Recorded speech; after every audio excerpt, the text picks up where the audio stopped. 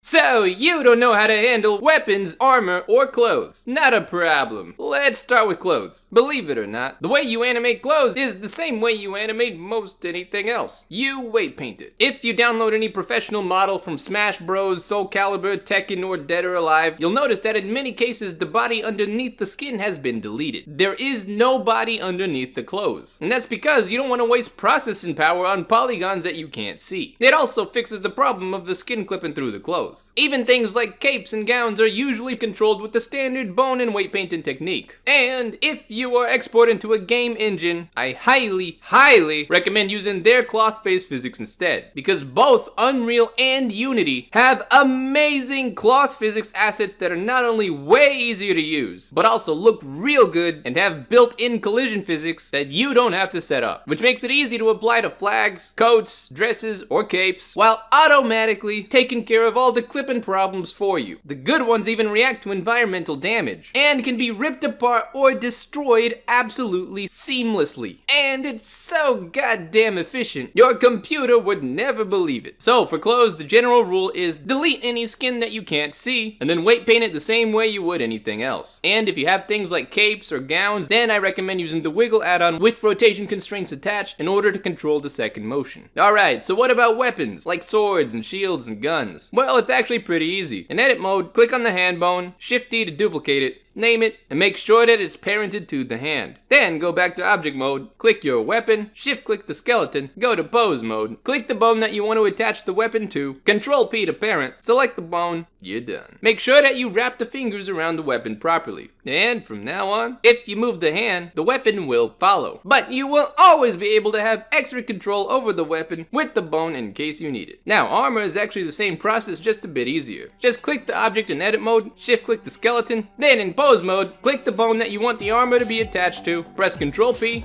and pick bone. And that's it, nothing else to it. Just repeat the process for each piece of armor, and you're all set. Hope that helps. If you enjoyed this video, please don't forget to like, subscribe, and ring that bell. Hope you have a fantastic day, and I'll see you around.